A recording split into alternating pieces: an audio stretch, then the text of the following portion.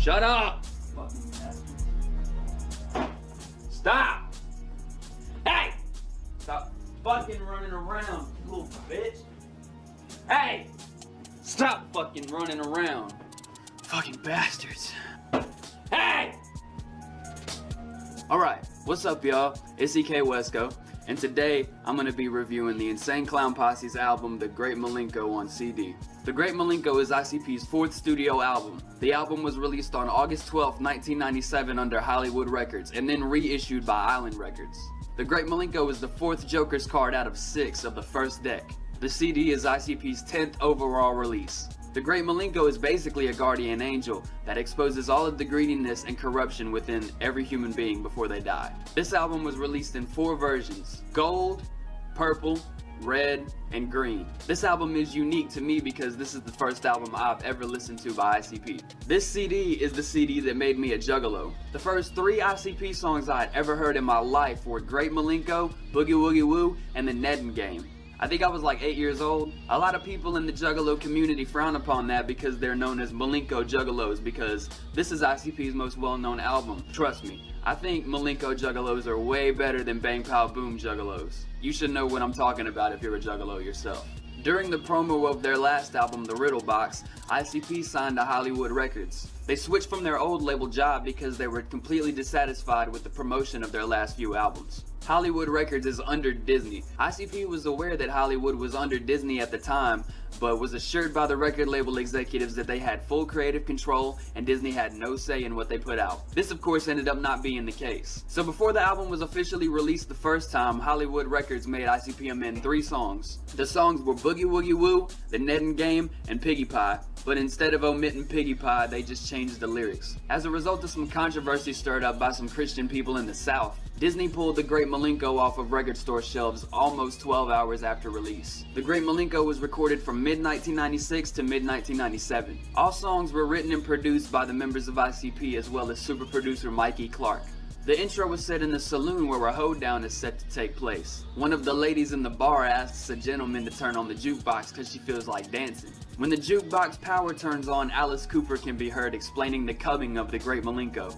The title track is pretty much just another intro and an advertisement to come see the Great Milenko perform his act. And of course Violent J and Shaggy 2 Dope are gonna be your hosts. Then we go into Hocus Pocus, which is the typical ICP song. It's got carnival themed melodies and plenty of serial killer type antics spread across the song. Piggy Pie is a song mainly aimed at racist redneck bigots, but it also talks about crooked cops and greedy rich people. Steve Jones plays the guitar on this song. The song was censored by Hollywood because the lyrics were thought to be too raunchy and explicit. Shaggy 2 Dope's verse was almost rewritten entirely. They pretty much took out words like shoot and gun and replaced it with words like stick and pull. The original version of Piggy Pie can be found on Forgotten Freshness Volume 2, which was released a year after The Great Milenko. After the song ends, there's a funny little suicide hotline skit where somebody calls Violent J, and Violent J gets angry because he woke him up. How many times is a song that focuses on the repetition of humans being mischievous? From rubbernecking at a brutal wreck and backing up traffic to stealing somebody's car stereo.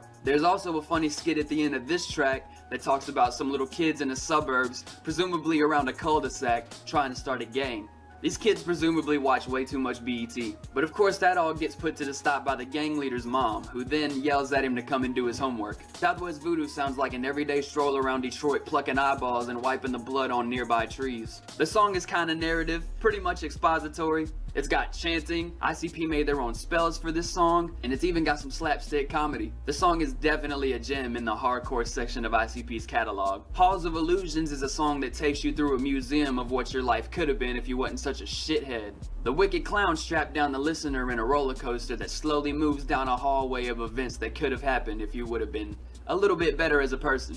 You look into a nearby window and see what could have been reality, and then you look into a new reality and see what it really is, and it's pretty fucked up. And who plays guitar on this song? None other than Guns N' Roses legend Slash. That's right, ICP got Slash. It's good enough they got Alice Cooper, but damn. Under the Moon is a narrative song that was written about a young couple that was torn apart when the girl was almost raped. Violent J plays the boyfriend in this song. He shoots the guy in the face that tries to rape his girlfriend, and then he faces life in jail. writing letters to his ex every day. She never responds. He ends up feeling like he's unappreciated because of what he did, and he knows he's not gonna get out of jail. He slowly grows to resent the girl because it seems like she's moved on with her life. He ends up totally insane by the end of the song. What is a Juggalo is a song that was inspired by the growing of ICP's fan base in between the Riddle Box and the Great Milenko. The song comically defines what it truly means to be a Juggalo. However, I would not recommend holding a 3-liter of Faygo between your butt cheeks and jumping out of a 10-story window with a rope tied around your dick. You should stick to just dipping your nuts in people's soup.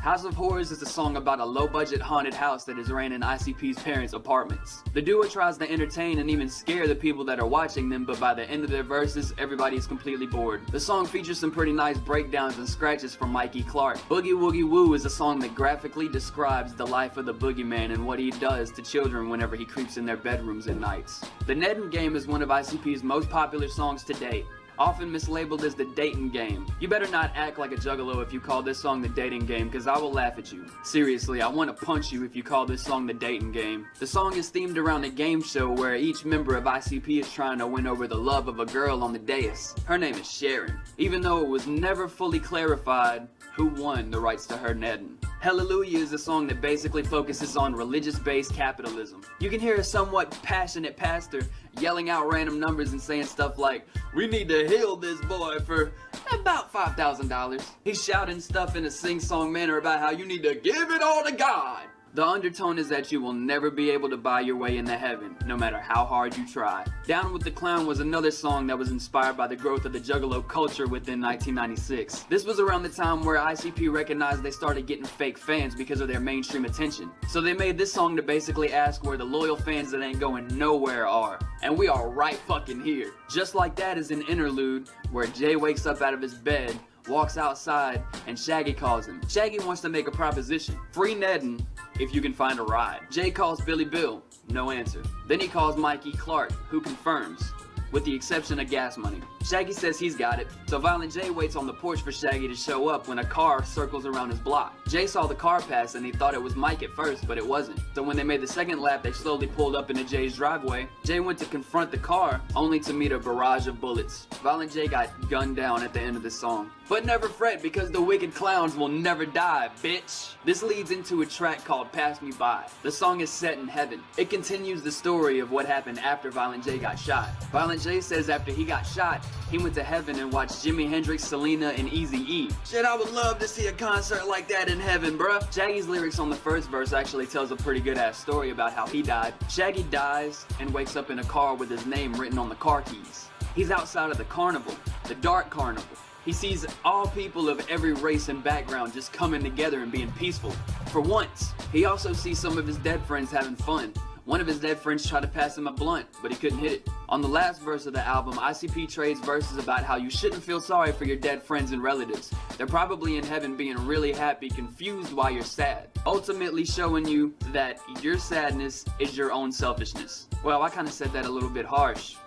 Fuck it. They're basically trying to tell you that your friend can be an angel, living a way better life, looking way better than they ever did on Earth, and you're down there crying because they're not here anymore. Earth is not a good place, but that doesn't mean you shouldn't be a good person. This song is so good that they extended it over a minute longer than it really had to be.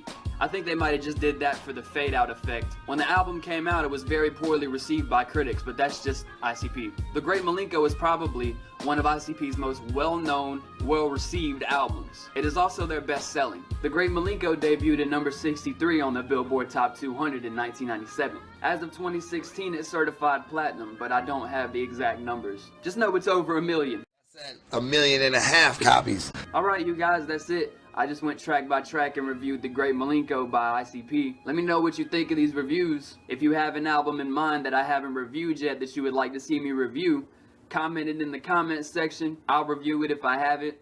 If I don't have it, I'll listen to it, then I'll buy it, then I'll review it. If you're a Juggalo and you're watching this, give this video a thumbs up and comment a woo woo. I love music, man. I just want to talk about music and have some discussions going. That's it. I'll talk to you guys later. Peace.